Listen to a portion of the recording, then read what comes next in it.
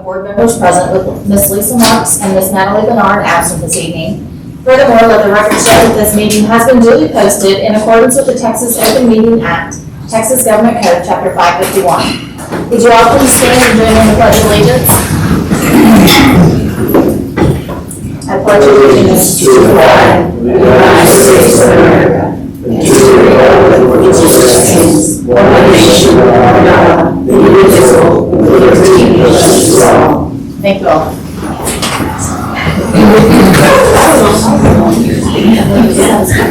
Yes. This leads us to item number 3, audience participation, public comments. We have a speaker with us, a guest with us this evening, Tiffany Drake. Ms. Drake, the floor is yours. Good evening, board members. Thank you for having me today. I appreciate your audience. My name is Tiffany Drake. I am a registered nurse. I'm a Grayson County native. I grew up in Denison, Texas, graduating there ISD in 1985. I attended Grayson County College for my nursing degree and worked for decades in our area hospitals. In 2016, I became a case manager and went to work for Medicaid for medically dependent children. Today, I work as a case manager consultant for insurance companies. I stand here before you to be your candidate for State House Representative in District 62. I seek this office because I see 3 critical issues before us. Number 1 is public education. Recent years have shown a push to bring school voucher programs to the state of Texas.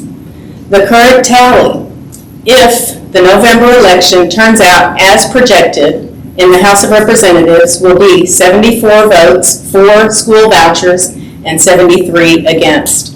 It is razor thin, and I will be a no vote on those vouchers. We are a grassroots funded campaign. We will not make a deal for school vouchers. We cannot have a handshake agreement, no promise for the future, no billionaires in West Texas can get us to vote for school vouchers. The second critical issue I see before us is affordable housing. The cost of housing has skyrocketed and families all over Texas are hurting because of it. In response to this crisis, I have developed a 10-point plan, which you can find on my website, drakefortexashouse.com. It is packed with measures to make housing more accessible and affordable for all. I have looked ahead at the legislative agenda for the spring and have learned that they are planning to form a committee for affordable housing. So I would love to take my 10-point plan down to Austin, seek a seat on that committee, and try to make a difference. The third critical issue I see before us is health care. 3/4 of rural hospitals across the state of Texas have shuttered their doors permanently over the last 10 years. This is a crisis in rural Texas. If I am elected, I will take my lifetime of healthcare experience down to Austin. I will seek out seats on the Health and Human Services Committee as well as the Insurance Committee, and I will advocate to bring Medicaid expansion dollars to the state of Texas. This will infuse billions of dollars not only into our healthcare, it will flow out into our economy in general. Revitalizing those rural hospitals, it will close the coverage gap, create countless jobs, and it will lift up the lives of everyday Texans. I hope you all will visit my website at drakefortexashouse.com. Please follow me on Facebook. Vote for Tiffany Drake. We've had an incredibly successful campaign. You can see there all the activities that we've been involved with. The most important one, our Readers to Leaders campaign, where we have collected used children's books. We've inspected them all thoroughly, cleaned them up, and distributed free books to children all over our district for the last 6 months, and we have given away thousands of books. So please visit my Facebook to learn more about that. And I thank you all for your time today. And please get out there and vote. Thank you. Thank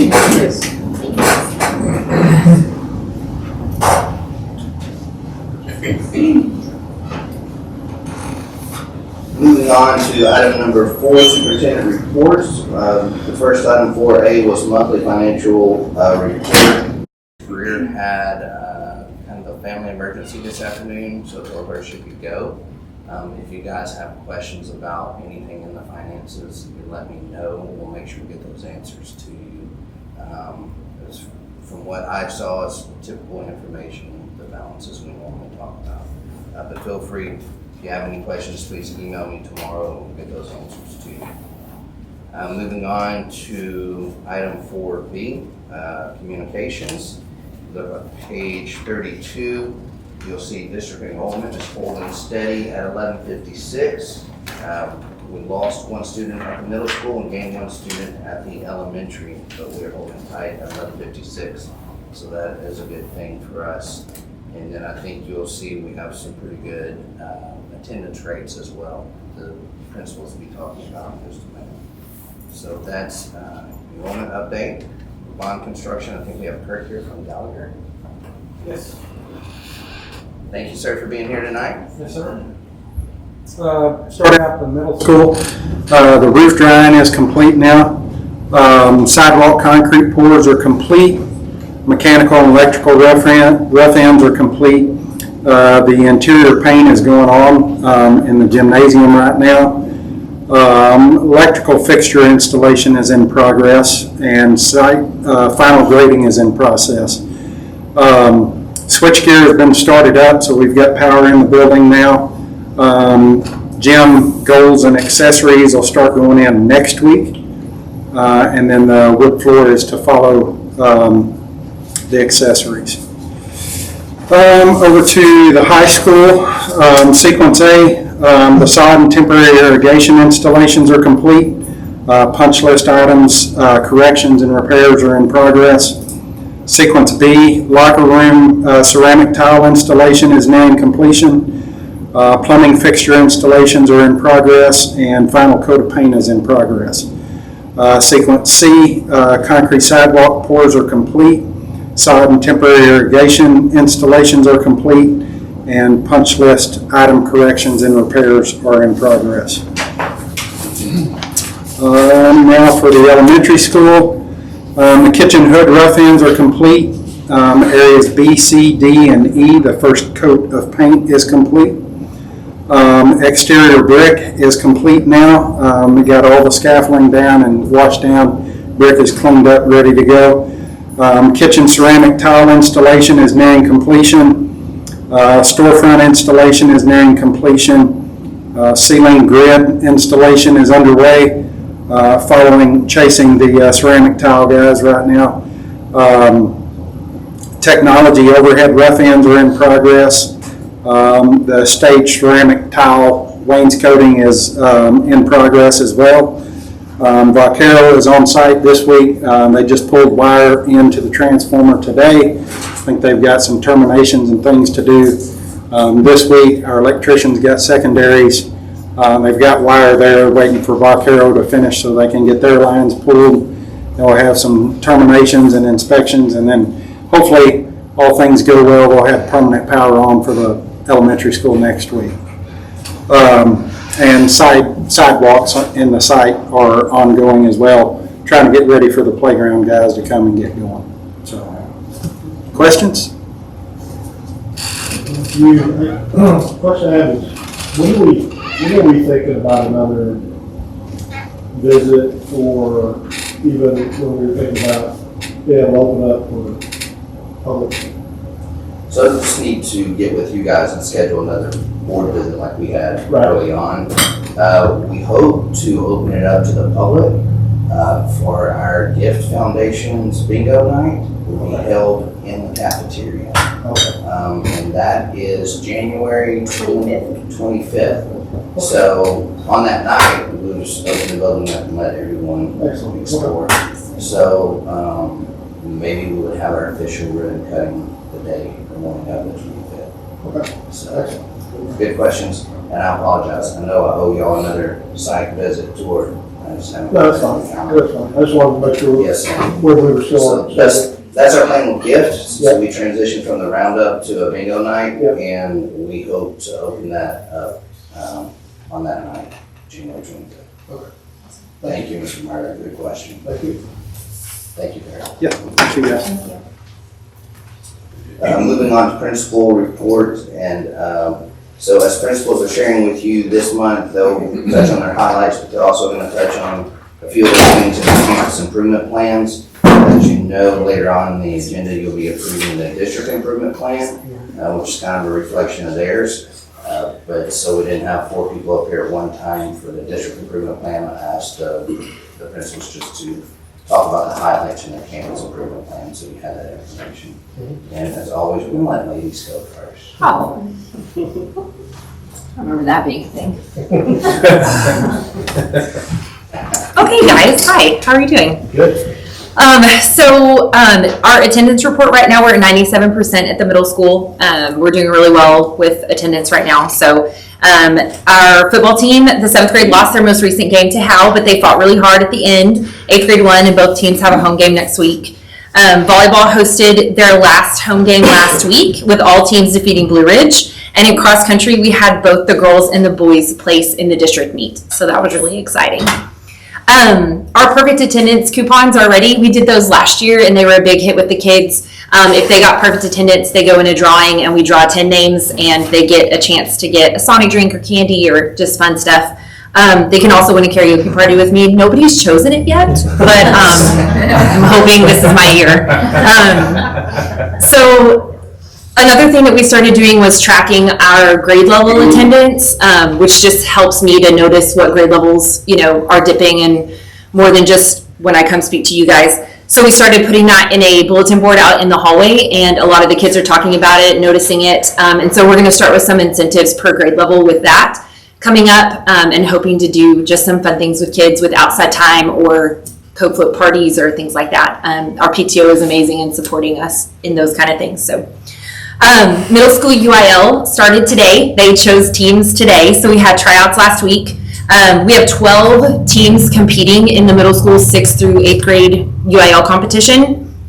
And then we'll also have 5th grade teams competing in the UIL competition in February, so it's a separate event that we'll do with the elementary school.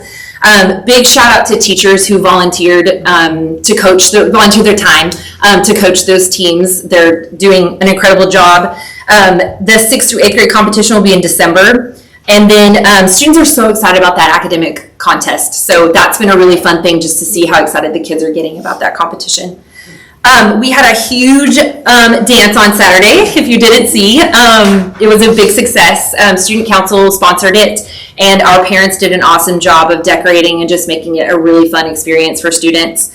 The students did say that the DJs were the best part of the dance, which was Miss Colvin and I, so that was really, really wonderful to hear. Students in Coach Parker's history class experienced different aspects of life on a Spanish mission. We also posted some of those pictures on Facebook, but he kind of did a variety of stations where the kids could experience grounding corn and picking seeds out of dirt and reading Spanish text and different things like that. One thing that I thought was funny when I was in there watching was he had some of them take a vow of silence, like some of the missionaries would do, and I think he enjoyed it a little too much maybe. Miss King's students, she's our 8th grade science teacher. They are studying Newton's laws of motion, and she did a kickball lesson for Newton laws of motion. So that was really fun to see with the kids getting outside. And then we started a careers class this year for the first time, and we're partnering that with a tech apps class for our CTE credits for 8th grade. And so Mr. Farrell's careers class experienced a lifestyle reality check activity. They created a vision board for their future selves and answered questions to determine the cost of living for their chosen lifestyle. The program assisted in coming up with an annual cost that was accurate to the city that they chose. And when they chose their salary, it came up with jobs in that city. And he said what was funny was a lot of times it came up with no jobs that were available because they picked a salary that was super high, or they picked a rural city and there wasn't a hospital there and things like that. So they learned a lot. But he said the funniest part of it was that when they got to the portion of choosing to have a child or not, the cost of having a child, all of the kids were like, absolutely not, we're not doing that. So that was the biggest surprise, was how much having a kid costs. So moving on to our campus improvement plan, I wrote a lot of things down that you guys have in your handout. I'm not going to read through every single one of them, but some of the highlights are we're starting with our innovative learning environment. Part of that is that careers class and just preparing those kids for future ready careers. An increase in technology with those tech apps classes with our CTE courses. Future ready students, we have the PALS mentorship program and leadership opportunities in conjunction with student council, research mentoring, shadowing, and internship opportunities within Gunner. Really want to start, our STC kids have been kind of doing that with Dollar General and other businesses, so I'd love to get our gen ed kids involved with that kind of thing as well. And then partnering more with student teaching opportunities with the kids at Austin College and Grayson County, just trying to get some more student teachers on our campus. For social and emotional health, we're looking at our new to Gunner groups. Our counselor is hosting those. And then safety measures taken with our new camera systems and just student awareness of doors being locked and our new kind of lock system that we're working on. Building capacity, we're hoping to increase our ESL certifications with our campus to 100%. So we're almost there. We just have a couple of teachers that still need that ESL certification. And then all of our teachers participated in sheltered instruction training this summer. So that helped a lot. We also got the program called Lexia Power Up, which is a dyslexia and ESL program for kids that are native speakers. So that was really exciting to get that opportunity to have that program. And then just for growth, just utilizing that master schedule planner in Ascender, hoping to get a better grasp on that myself and attend some Ascender trainings more, and utilizing that new gym space for new student engagement and activities. That's all I got. Thanks. Ms. Conch? Yes. On behalf of the board, it is principals. Oh. Where she is, she. Oh, gosh. And so, big shout out to Thank Natalie. She had that up for us, but we wanted to just get a little bit. Oh, thank you so much. I appreciate that. Thank you. Of course, thank you. Thank you, Ms. Lodge. Mr. Davis, would you like to go next?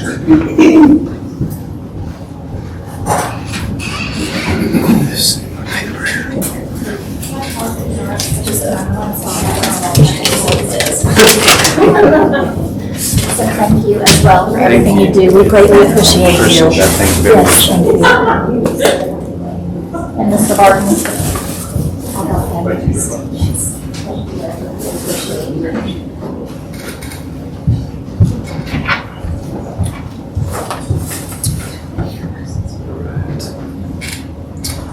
Good evening, members of the board. I'm excited to provide a monthly update on the progress and activities at Gunner Elementary. First, I'll go over some grade level highlights. Pre-K students have been exploring topics like My School and Me and My Family and Friends. They've learned vocabulary related to school routines, body awareness, senses, and family relationships, while focusing on sorting, counting, shapes, and early literacy skills like identifying letters and counting words and sentences. This past month, kindergarten has been working on stretching out sounds to write labels, retelling stories with detail, and recognizing numbers 1 through 10 while counting objects using one-to-one correspondence. First graders are taking their writing through the process, creating sentences across multiple pages. In math, they've been solving addition and subtraction word problems, including those with missing addendums. Reading instruction focuses on determining the author's purpose and creating mental images to aid comprehension. In second grade, in math, they've been focusing on counting coins and engaging in partner discussions during math. Reading lessons have emphasized making connections between text and summarizing stories. Students have been practicing using their schema to make inferences, and they are learning about common and proper nouns in language arts. In social studies, our focus has been on understanding what it means to be a good citizen in various settings. For third grade, and math students have been building the foundation of multiplication using different models, and they've started an ice cream sundae fact memorization incentive, earning parts of a sundae for each fact they mastered. They've also been interpreting data using frequency tables, bar graphs, dot plots, and pictographs. In science, students are exploring force and motion, focusing on concepts like pushes, pulls, gravity, and magnetism. For reading, mentor texts are used to develop skills like mental imagery, central message comprehension, cause and effect, and problem solving. The students recently celebrated their personal narrative publishing party and are now crafting scary stories. In social studies, students have been studying the similarities and differences between state and local governments. Fourth graders have been identifying story elements in fiction, responding to text with text evidence, and editing passages for grammar and sentence structure. In social studies, we completed a study of the Texas regions and are now learning about Native American culture groups within these regions. In math, we recently wrapped up multiplication unit where they learned multiplication through arrays, one digit times 4 digit and 2 digit times 2 digit standard algorithm, and apply these concepts to strip diagrams and word problems. They're now beginning their division unit, starting with dividing using arrays and tiles, and are working on mastering long division and standard algorithms. I had written down all the teaks, but I spared you of those numbers because they don't really mean much without context. To the fun stuff, last Friday we had our first celebration of learning. So while we did away with a lot of our frequent assemblies, we do have 4 quarterly celebrations of learning where we recognize students and staff for their accomplishments and their growth. We recognized 133 students for the first 9 weeks for being readers or champions. That means that they read 675 minutes. Outside of school, that comes up to about at least 15 minutes a day outside of school. So 133 kids completed that and turned in the documentation for us. We also started a new character award, a True Grit Award, where we recognize 1 boy and girl per home room for showing perseverance and grit. Invited their families in to come watch that presentation as well. And we also added a Crystal Apple Peer Recognition Award, where teachers nominate a supporting and a teaching staff member. They write a shout-out blurb. It goes out to everybody. They see all the nominees, and then they vote on a winner. So our first recipients of that award are Mrs. Annie Wasson, our receptionist, and Mrs. Joanna Martinez, one of our 4th grade teachers. We also celebrated 141 students who achieved perfect attendance for this quarter, and we raffled off prizes with the support of our fantastic PTO. Speaking of our PTO, we had our most successful Grand Friends Luncheon years, coinciding with our fall book fair. We set a record with gross sales of $19,024.21, which I believe is the most we've ever had. This success was made possible by our parent volunteers and Mrs. Gentner, who opened additional time slots throughout the week to ensure all families could participate. Additionally, our high-touch, high-tech STEM experiences last week were fantastic. 4th grade students explored hands-on science learning, and 3rd graders will have an opportunity this week, thanks to PTO support, to bring that program in. Also last Friday, we had a very busy Friday.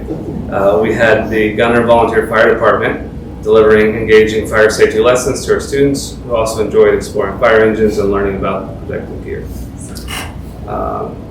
For our campus improvement plan, a lot of our goals we kind of continued upon because they were a collective effort. So we're building upon that. So I'll just kind of speak to the new work that we're doing. We're aligning our goals with the High Reliability Schools Framework by educational researcher Robert Marzano, focusing on Level 1 safe, supportive, and collaborative culture, as well as Level 2 effective teaching in every classroom, and Level 3 guaranteed and viable curriculum. So those are all components that every school has to address in some form or fashion.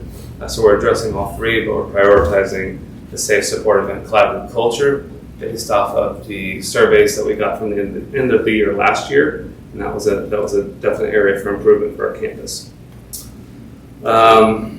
Every teacher will be evaluated this year, regardless of rotational or veteran status, ensuring consistency across our classrooms. So that's one way we're addressing the effective teaching in every classroom. And for the guaranteed and viable curriculum, we are also working closely with district leaders to review curricular resources and plan for vertical team meetings in the near future.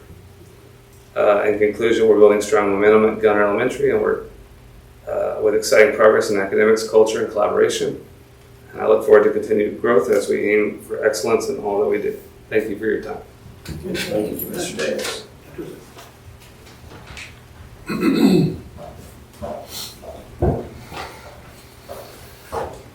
I'll be quick. I think most of, I don't like to highlight one individual teacher too. We've got so many doing so many great things. So you have a big pamphlet in front of you. I'll let you look through it. I like to put pictures in there because I like to see the kids.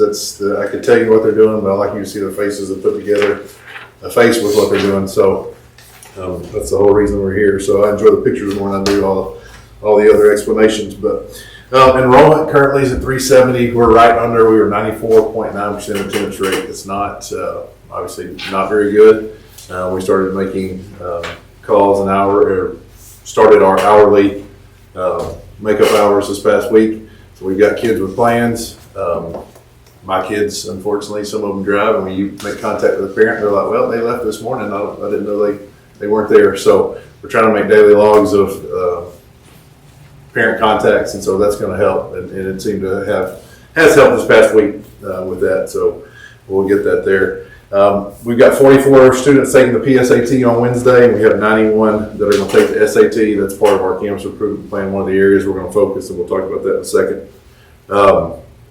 Talked to Miss McDonald. She's our UIL director at the high school. She has assembled a team we have a core teacher in each group, math, English, science, that will take those kids in those specific areas. So I think we have 6 teachers doing UIL. We doubled our number from 14 last year that we took to UIL. We're at 31 right now. And so we continue to increase those numbers, and hopefully we'll be able to go and be very competitive in those open and district meets. So they're doing a good job of getting out. I told them you can't keep asking, you got to keep telling. You know the kids that are capable of it. So I think they're reaching out and they're grabbing those kids that will be successful for us. I do have Mr. Eaton on here because I did leave him out of the packet as I was going back through all my notes. His students in physics have been working on an egg toss project. They just had very minimal supplies. They had to protect an egg. And so I was out there with them the other day as they were acting like a styrofoam cup, and a little saran wrap was a football. They were having a big time with it, seeing how far they could throw it without breaking it.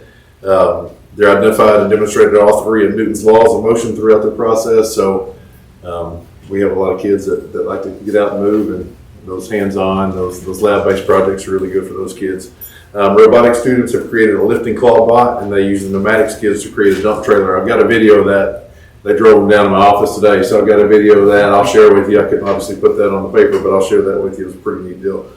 Our student council, Ms. McGoy, love her soul. She goes above and beyond. She is our new student council head, and so she is taking that on. But she promised me, swore up and down, I can do it. I want to do it. I think it'll create a way for me to even reach more kids. And so she's always looking for a way to reach out and build her program, which it's unbelievable as it is. So they're going to do Socktober, which all the teachers have a box in their classroom, and so the students and teachers can donate socks. They're having a competition for 3rd period classes, whoever brings the most socks. I don't know what the reward for that will be, but they have something. So they're doing a competition, then all the socks will be donated to local shelters. Hosting a blood drive on Wednesday, October 23rd. So if you get a chance, swing by, donate blood. Our seniors get a cord for blood donations if they do too. Some of them cannot donate blood. So if you want a list of kids that, if you come up, you can sponsor a kid. Some of those seniors can get a cord by you sponsoring or donating. So if you're able to do that, swing by. I can tell you what kids can or can't, and that'll help them get a cord. And that's October 23rd, 9 a.m. to 3 p.m. in our parking lot there. Makeup pictures, we've already had pictures, but we're going to make up pictures for high school students on Monday, October 28th. Our band performed last week in the UL marching contest in Salina. We came up just short. I thought they looked really well, sounded well.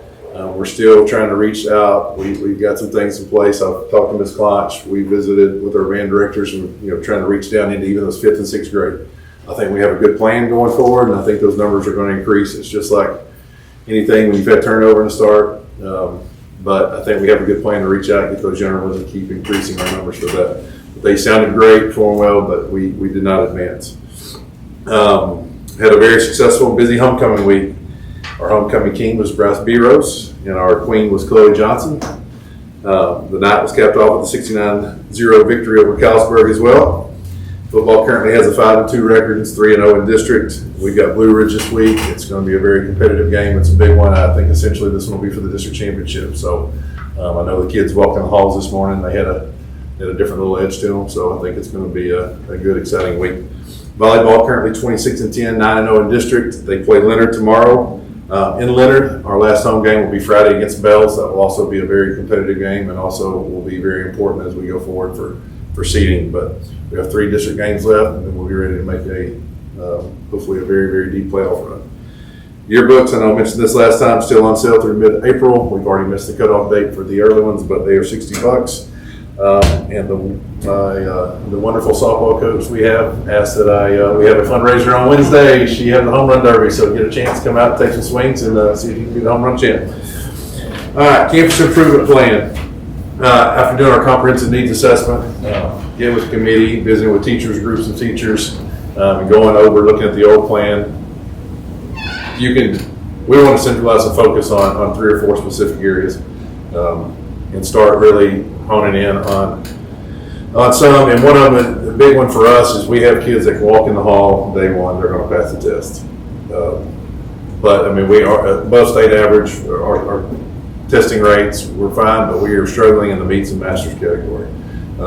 We did advance a little bit last year, a couple percentage points in most areas, but it's not good enough. Just like anything else, I want to be better than everybody. And so that's one of our plans, is to incorporate more rigor and higher level questioning throughout lessons, so students can perform in the meets master category. Our students have a high passing rate, but we must focus on higher level performance. I think I'm getting that. I'm hearing that from a lot of the kids. Honestly, I get most of my input and get my information from the kids, just in conversation, just talking. We try to do that daily. Hey, what did you do last day? We're getting a lot of, I think we got the pieces in place. And so right now, consistency is going to be a thing, holding on to everybody. But I do think we have the right pieces in place, and I think our level of rigor is picking up. So, excuse me. Another emphasis for us is performing better on the ASVAB, ACT, and SAT. Our kids, most of our kids are right there, average, a little above average. Once again, that's not where we should be. So we want to provide students with days throughout the school year to take tests, and then also provide remediation and test prep so they can achieve at a high level. I tell kids a lot of time they get focused on the GPA game, they get focused on those things, but test score, and it's not everything. Some don't even require it anymore, but if you can perform well on those tests, a lot of schools, their acceptance to universities and trade schools, that's a big deal. So I really want to focus on providing those remediation tools for those kids. Other ones to increase college and career awareness and encourage student preparation for college and post-secondary education training. This will be done through increasing enrollment in our pre-AP, AP, and dual credit courses. Also, we're going to have a focus on our teachers being prepared to teach those courses. If an AP course is taught the way it should be, it's 2 times as hard as a dual credit course. And we're seeing that, and so we want to ensure that we're providing professional development, providing the AP training and those things for those teachers where they can walk in and feel confidence and give the kids the material that they need in the manner that they need it. So that was another focus talking to them, is continuous professional development in those areas. We'll also have a college fair day. We want to increase our numbers, and then we also want to increase some courses that are CTE pathways. Mr. Martindale, Ms. L, we've talked about a few things. We're actually looking at a program now. When you're limited in resources and space on campus, there's different ways that we might can incorporate some CTE pathways digitally and some other ways. And so we're going to be looking at those hopefully pretty soon, and we'll see if we can't create a plan and a pathway for kids that aren't necessarily interested in what we have. This will help students explore and achieve certifications for college and career readiness. Also, we will utilize resources from Grayson College for college and career readiness. And the last one is to increase the attendance rate to 96% or higher. I know this is a district. We've been working on it. It's honestly the one that keeps me up and keeps fighting. But we're going to get there. I was looking at the post there pre-COVID. When it was about 97.5%, 98%. And I'm talking to I'm calling people and asking my buddies all over the state, and it's a struggle. It is, but it's a struggle we're going to fight, and we're going to have to continue to fight, but we'll get it there. We're going to look at some final exemption policies. They get sticky, it's hard, but we're going to have to implement something. And for our kids, the final exams, they don't have to take them. It's probably the biggest thing I can hold over their head right now. So we got to look at specific policy. That way we can be consistent, because you start getting unexcused, kid had surgery, so there's a lot of things we're going to have to weigh out, but I've got a committee that's going to look at that. So hopefully we'll have that by the semester time. And then we'll also look at adding grade level incentives for best attendance rate for each 9 weeks per grade. And so that committee is also going to look at that. So there's our 4 areas of focus, but there's also, it gets in more detail on the campus improvement plan. Thank y'all. Thank you. Continuing on, board members, last item under communications, just upcoming meetings and event dates, which is on page 1 of your binders. Just a quick reminder, since you can see those dates there, that next month, November 18th, is a recognition meeting, and we'll be holding that at the middle school. So, of course, we'll send you some reminders. I just wanted to point that out since that was our topic there. 5 board member reports. I think everyone pulled it out of their binder and signed. The first item there is the, for the financial audit statement, non-conflict statement. So please make sure you sign that and leave that for us tonight if you haven't turned that in already. Item B, team of 8 training. So I've reached out to Dr. Eddie Bland, who was here and gave our convocation speech. It was really nice hearing his message, worked well with him. He asked if we were interested in him doing team of 8 training. I told him I thought that would be great. Would you guys, if you get a chance, and I can send an email tomorrow so that we can confirm, he has November 19th and 21st available. In my correspondence with him, I told him I was leaning towards the 21st. Because the 19th is a Tuesday, and now with UIL changing the rules for small school, big school, volleyball, there's no regional tournament and there's no state tournament. There's just a state championship game. So there would be a chance that we would be playing volleyball on that Tuesday prior to the state championship game, which is on like that Friday or Saturday. So that's why I was trying to stay away from the 19th, which is a Tuesday. Obviously 21st is a Thursday. That would be the night before if we manage to go that deep and qualify for that game. That's just the night before we have a conflict with volleyball. So if you guys, and again, I'll send an email tomorrow asking about the 21st, but that would allow us to get team of 8 training done in the required timeline, and it will be with Dr. Plan. So. This is the evening? Yes, sir. We would do a typical, usual 6 o'clock time.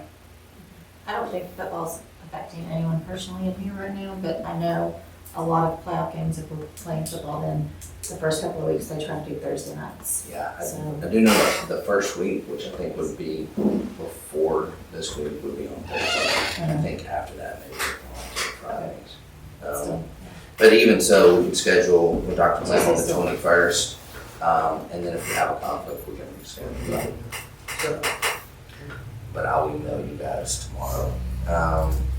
Next item was communication committee. Mr. Scano, if you wanted to share.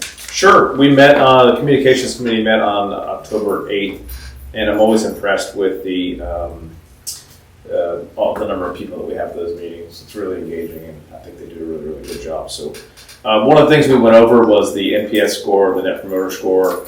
And I think right now we're going to hit pause on that until we can find something less expensive. And I'll continue to just do research on the side if I can find a company that can do that for less expensive. We looked at possibly using Parent Square, but I'm not sure that that's going to work. It'd be a great platform for pushing, but not necessarily for providing that information. So I'll continue to work on that.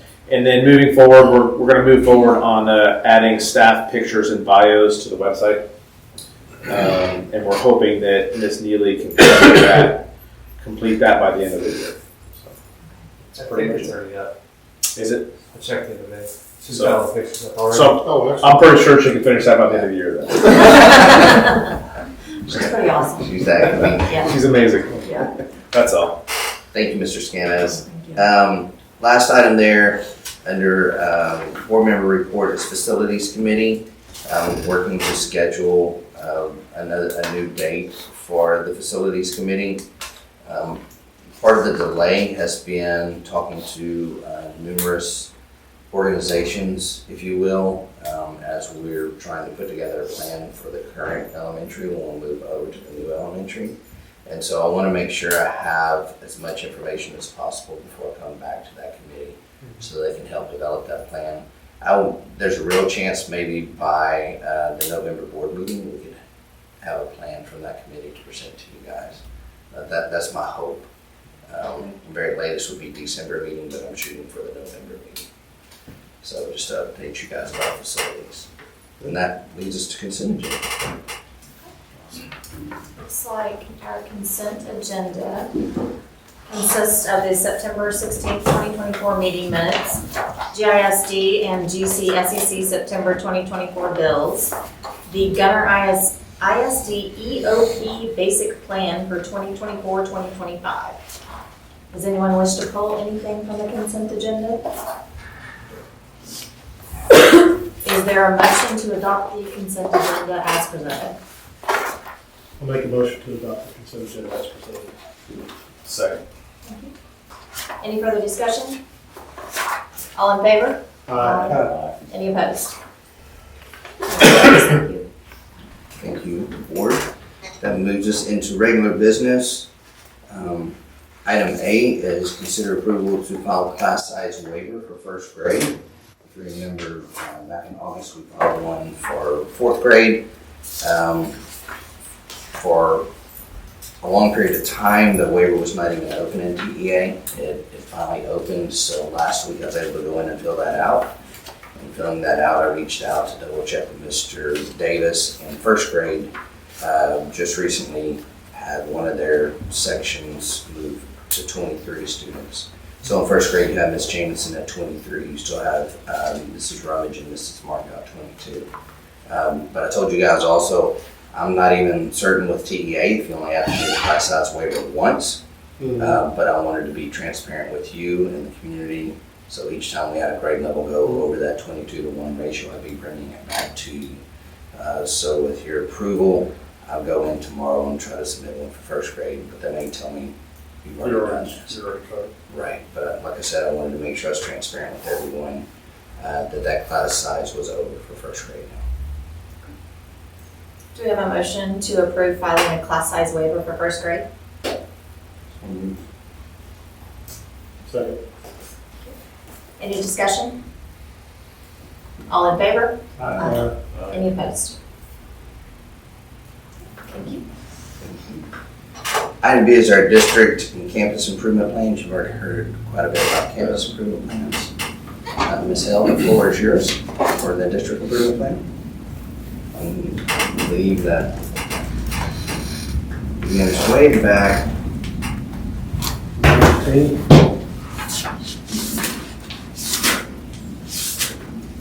That's the way.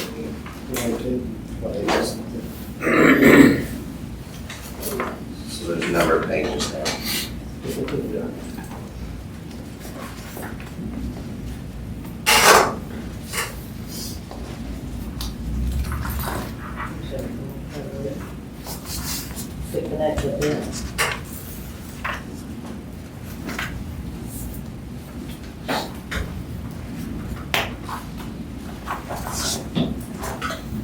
So a lot of what you're going to see this evening is going to, obviously we want our district plan has goals that feed into our campus plan because we want to be working together to try to achieve that.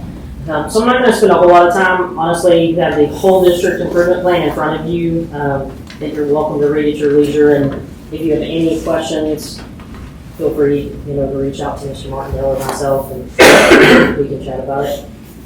And I'll be happy to answer those questions.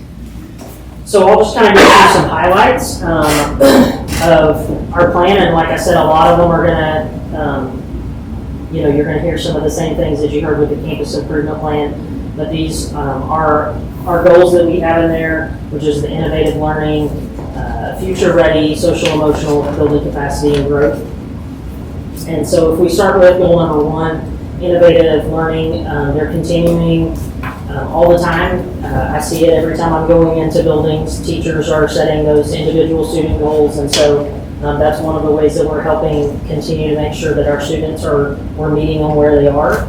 We also have a lot of teachers participating in different trainings, but one of them specifically that we have had several teachers participate in is called Building Thinking Classrooms. And what's neat about that, I've actually attended some of the trainings myself, is it's all about innovative learning. And so those kids are up and they're problem solving.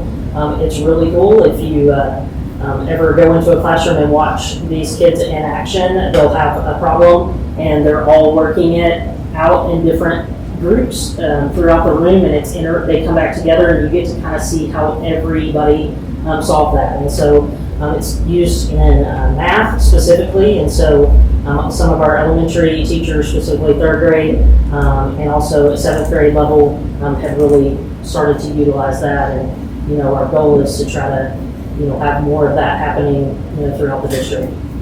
One of the things that we needed to adopt this year for innovative learning was learning.com, which is new tech apps that we have to follow for their TEKS. And so we have implemented this program this year that we're using in our computer labs at both the elementary school and the middle school. And this is Lorenzini went in and trained those teachers. She vetted this program, and this is the new one that we adopted. The next one on the list I'm super excited about. It goes in tandem with MAP, which is the other one. We use MAP specifically for kindergarten through 8th grade. There are some things we can utilize at the high school level, but mostly we're using the MAP K through 8. We take that test 3 times a year. It's a benchmark test. We went through some training this summer with teachers on how to read that data. And so that's why it says data training. So we had teachers that could come this summer and work with Mrs. Lorenzini and myself and learn how to take that data that's from MAP and utilize it. Obviously, that's great if we can give them data, but what are we going to use to help move forward? And so Edmentum is one of the exact path. Edmentum is you've ever heard of Study Island or anything like that? Edmentum is the parent company for programs like Study Island, but one of the programs that they have is called Exact Path. What's neat about this, we've had IXL in the past, but IXL only went down, basically we did it 3rd through 12th grade in pockets for math and reading. Exact Path, we were able to get a license this year for kindergarten through 12th grade.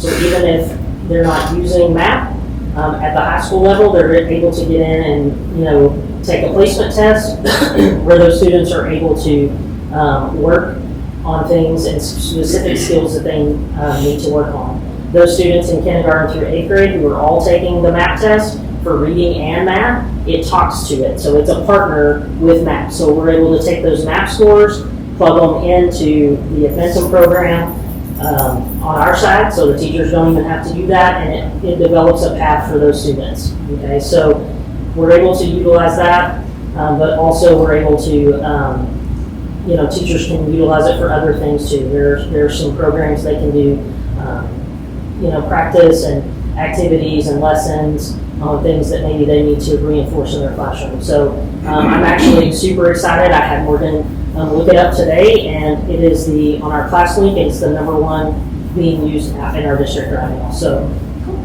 we're super excited about it. It seems to be going well. And then aware data training is the same. Aware is what we use for a lot of our testing for 3rd through 12th grade on the daily, like for their daily quizzes. It's in our Eduphoria system that we already pay for. So we also are utilizing that to help with those things. So Future Ready, you already heard Ms. Claunch talk about our new career class in the 8th grade. It's, we're hoping to get we're working on our CTE credit. We're trying to get more CTE courses. Obviously, we're working on that CCMR too. So one of the ways that we're doing that is, having this 8th grade career class. And, there's a lot of resources that we found, even free resources that, we were able to send and utilize. Obviously, we're continuing to use CTE courses at the high school. Right now, we use ICEV for that course. But we're looking at other options. I have a meeting this week on a program that Mr. Martindale, Mr. Barton, and myself are taking a look at. I've looked at it a little bit, so we're going to see where they land, and I'm going to get some more information about that.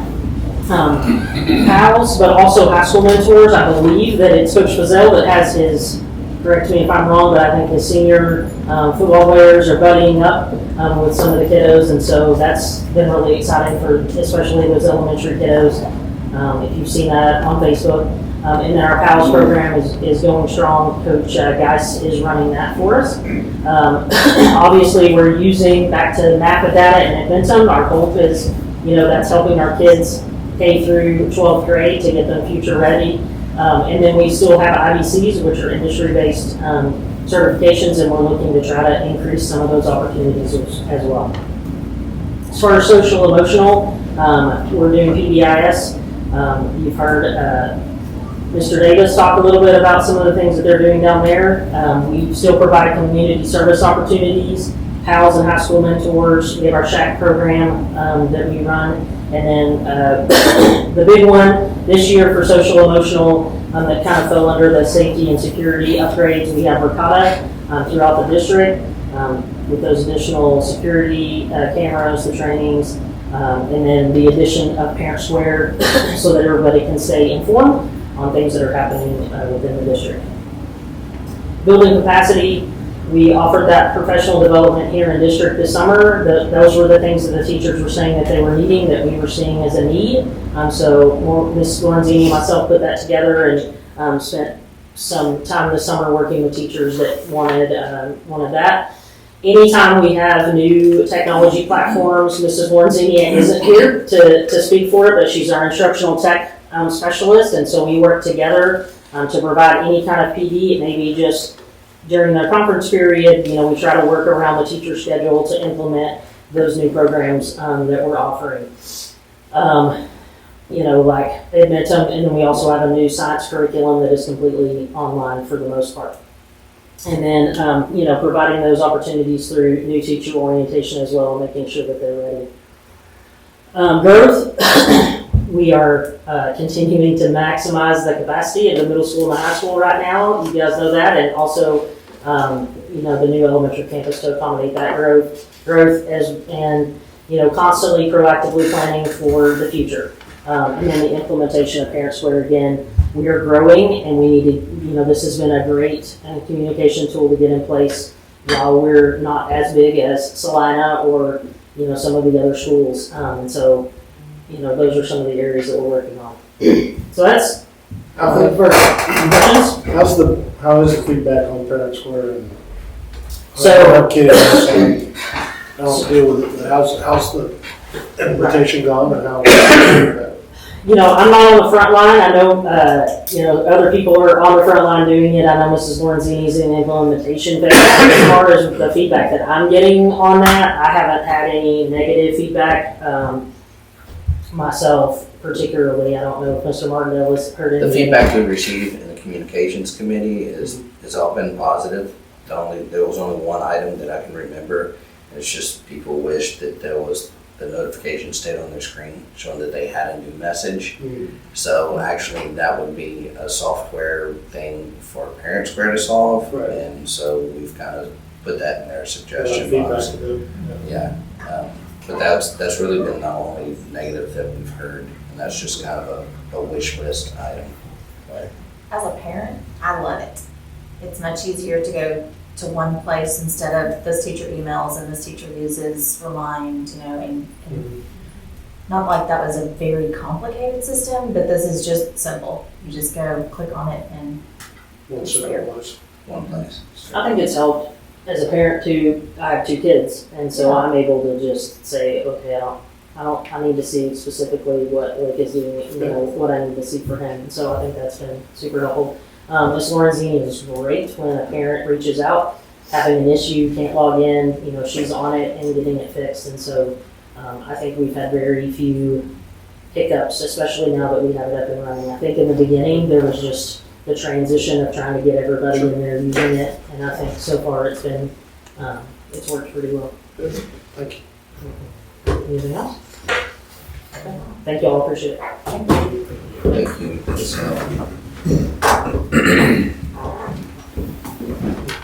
that brings us to a motion to approve our 2024-2025 district and campus improvement plans.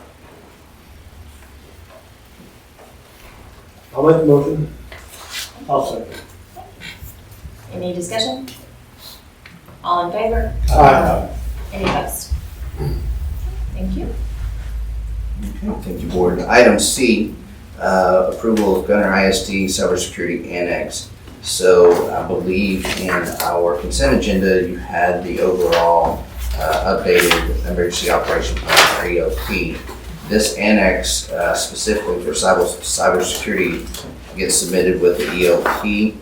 This is just one of the annexes that was required to be updated for this school year. You can see on page 306 that Mr. Michael and Chief Satcher have been working together to update this plan. Good. Quite comprehensive. It is. I like looking at that. I would not hesitate to tell you that Mr. Michael probably did not leave any cybersecurity stone unturned. Just to speak to security overall, and it ties into the technical piece of it. There was a Saturday I was trying to go to the elementary and I couldn't get in. My phone was locked down. We're locked down, pretty safe around here. I had to call Mr. Bell. I was not a very happy camper that I couldn't get in the building, but so, and that's due to Mr. Michael. He stays on top of security in general, but obviously cybersecurity is his cup of tea. Is there a motion to approve the Gunner ISD Cybersecurity Annex for 2024-2025? Make a motion to approve. I'll second. Any discussion? All in favor? Aye. Any opposed? Thank you. Item D, TASB Policy Service, FFAC local, that's begins on page 329 in the binder. The way we came to this update, Ms. Laura Rogers, our elementary principal, was comparing our local policy to recommendations by the Board of Nurse Examiners. And apparently across the state, there's been a little difference in what our policy says as far as medications distribution and what the Board of Nurses recommends. So we reached out to TASB. Essentially, we're not changing the things that showed up in the Board of Nurse Examiners because they're starting to backtrack a little bit on what they said. But in this whole process, TASB reviewed our FFAC local and made a few recommendations, and that's what you see in your binders. Just TASB is recommending to make these updates, but we're not making those major changes. Everyone throughout the state is pausing on the conflict with Board of Nurse Examiners. So I just recommend that we make the edits and updates according to TASB's recommendation. Is there a motion to approve TASB policy revision recommendations to FFAC local? Second. Thank you. Any discussion? All in favor? Any opposed? Here's this one. Item E, approval for Nexos. What this has to do with is the gym, the high school gym audio system. So I believe that quote is on page 334. The final number, I apologize, on 336. It's a total of $6,806. So we've had issues with the connections for the plugins that are in the floor, in the gym floor. So for audio connections and for scoreboard connections, we've had some issues there. This would have them coming in and completely redoing our system. I think part of the problem is over the years when they come in and they refinish your floor, they take no precautionary steps to keep floor finish out of your outlets. So I think that's become part of the problem. I asked that it's coming out of bond money because the current high school is part of our long-range plan. This is a capital improvement for our building we're going to be using in the years to come. And generally, this dollar value, we would bring it to the board because it's coming out of the bond fund as well? Yes, sir. This falls well in our limit for any expenditure, which is $25,000 or $50,000. I forget the policy. Right. Again, but as I told you guys, anytime we're spending bond money, no matter what the amount, I will be bringing it to you.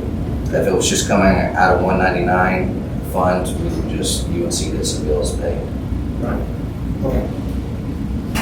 That was my only question. I would, having been a high school principal that had the sound system fail during graduation, I'd recommend we update this and repair this as soon as possible. That's not a good situation for you to have to finish graduation by just raising your voice. Yeah. Do they warranty this at all? I believe so. I apologize, I don't know what the warranty is. 3 years? It's a 3-year warranty. Have that from the people that know. Good question.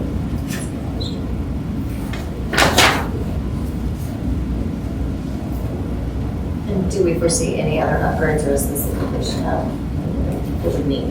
I think this is everything, in my understanding. Is there a motion to approve the proposal from Nexus and to pay out of bond money? Do we need to specify bond money, which are you wanting to use? Probably wouldn't hurt. Do you know which, no, I mean which? It would be the current line. Current bond money, Yes. okay, thank you. So we're specifically asking for current bond money? The amount of $6,806. Yes, sir. Yes, sir. So moved. Thank you. Got a question. Yes. On the, it looks like we're getting a new rack mounted receiver, so I'm assuming we have the rack mount. We're not gonna add that later. I have to look back to the people that know the project. I'm sorry. We're getting a new rack mount, or Bluetooth rack mount Bluetooth receiver. Do we already have a rack mount? The first is that we're running an unlicensed frequency for the wireless mics. So if the FCC does scan us, we don't get a large fine. I think it starts at $10,000 for using that frequency. Yes. That's the big thing. Second part is that they have the old jacks that go into the floor, and they've been soldered together. If they bump it the wrong way, it comes disconnected, and there's not enough slack to pull back up to re-solder that together. But yes, it's a new rack, and it allows everything to be wireless from there on. So I just didn't see the rack on here. That's why I was asking about the rack. That's all. Yeah, it's part of the wall piece that they're putting in. Okay. Thank you, Mr. Michael. Thank you, Mr. Michael. Yeah, good question, Mr. Scanlon. Any further discussion or questions? All in favor?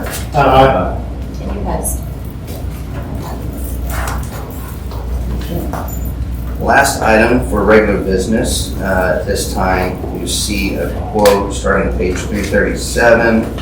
That goes several pages. The main sum of money you can see right there, the very first table on page 337. So if you remember our board meeting back March 21st, we brought it up. We were doing the door renovations, upgrading door access, security cameras and so forth. And we want to keep the whole district on the same system. The elementary campus was not bid to have this electric door access. That on March 21st, it died because we didn't have hard numbers for you guys, which was the right thing to do. So what this is bringing to you the exact dollar figure of what that work will cost. Also, you see the entire elementary is sitting at $490,364. But you see two other figures. You see one there for the middle school and the high school. And so those were making sure those two campuses were completed with this new access. So it's again a total of $675,968.44, and this would be from bond money. So I set an extra page. I apologize I didn't put it in the board packet, but I put that there so you guys can see. We've been talking about these projects, some of these that weren't part of the original bond and bid.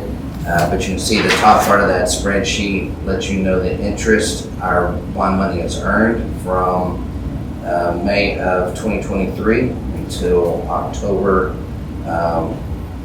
today, I guess. Yeah. So you can see we've earned just over $4 million of interest. The projects we've talked to you guys about there are listed as subtractions from that $4 million. So it still showed around 2.3 million in interest earned after doing these projects, which is the door access. Remember, we had to purchase an easement when we were doing renovations to the softball field. Our stadium lights have come out of this interest earned. And we had AC units at the elementary or the high school. Well, I get What's it. that? The AC units were at Which one is that? at the elementary. Yeah. So, now what we may be thinking about is the dehumidifiers we put in, but that was 2016 bond money that we're spending up. And so, wanted to make sure you guys had all of that information in order to make this decision. But now that I have, We're still, even with all that, we're still a little over 1.7 million in more interest yes, sir. in additional interest. But we're still, Yes, sir. Sorry it's taken us several months to get an exact figure. no, that's what we needed. But we owed it to you in order to get approval. And how are you liking what has been done so far? I like it a lot. I think the only things I've heard, some teachers have requested the badge over their phone just because whatever they're doing, they don't have their phone with them. If you remember, the thought process of using the phones instead of the badges is that everybody keeps up with their phones. And what we've seen for years is people don't wear their badges. I think all those teachers that have made that request have been wearing their badges. But for the most part, I think it's been really good. I like the fact that we can date and time stamp and identify who enters every door. That goes a long ways for safety and security. So I think it's been very good for it. And we have camera coverage on every exterior door. Yes. So even if there was a badge issue or phone issue, you still are able to timestamp and catch it with video to see if that, Yes, sir. Good.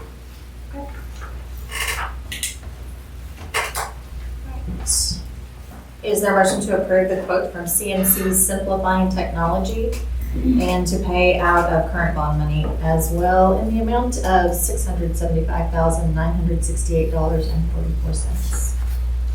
So, second. Any further discussion? All in favor? Aye. Any opposed? Thank you. With that, we will recess into closed session. Closed session in compliance with section 551.001 to deliberate on the purchase of land, section 551.072 to deliberate on the appointment, employment, evaluation, or reassignment of duties, discipline, or dismissal of public office for employees, section 551.074. Deliberation considering the deployment of specific occasions for or implementation of security personnel or devices to section 551.076. And I showed the time at 7:09. Jeff, you want to leave these here? Or do you want to give it to you there? Actually, if you don't mind, I think we've started the stack right there. Thank you, Mr. Scanlon.